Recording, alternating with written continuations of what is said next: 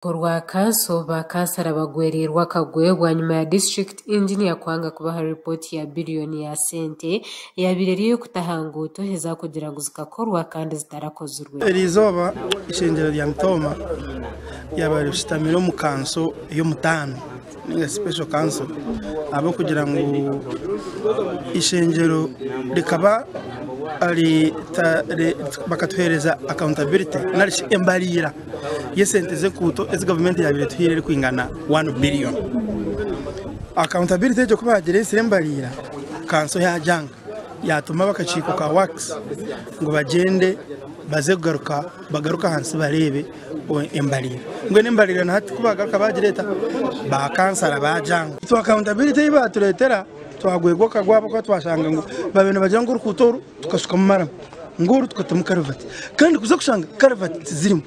mara muterimo ba kansras barebukiraho mu kanso meeting bari kucwe bitanamino ngo baza kubiteka mu mane bonka ba kansras ngo IGG natekwa kutaha Omunshongezi aha kuba bahunamire cyarenga twetenga IGG kwishanto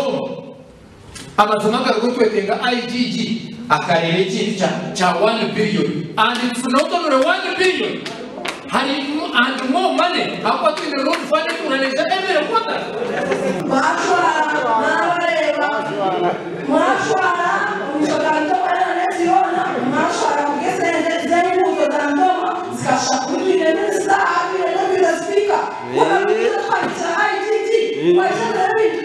Benon Karija hol chairman w'entebe ya katano ahabwa district ya Mitooma kandi urukora nka secretary wa works ashoboririza mwa hasente as engineer atarabahire mbarira yazo arimo senteze bikabibi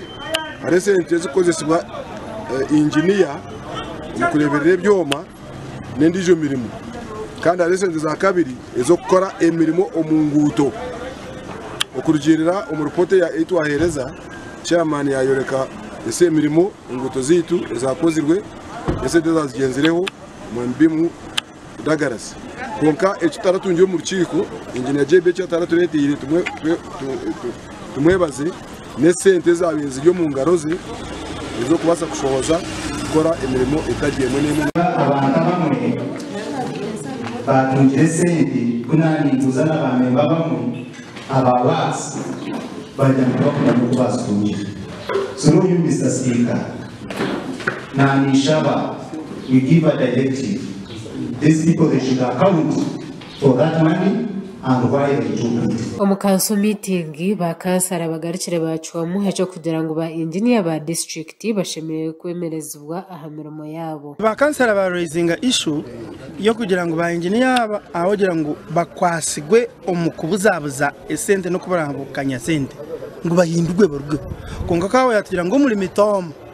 twine mu ba engineer babiri kandi ne babo cyamaze ngo twabahindura tukabiyo ntitubatine engineer mu Mitooma nabwo nsaba government ngo rebe kizibe kiri Mitooma abakabashanga ngo hati abo tubire twesegera babiri hati sente bazirire kashati tukuriki. Speaker, removal of these people is likely to cause serious problems to service delivery. We have only 2 town councils where I think we do not have substantive engineers. Gasha kwa Olivia na Sastre muri Mitooma ahabwa Sky TV Omunshonga.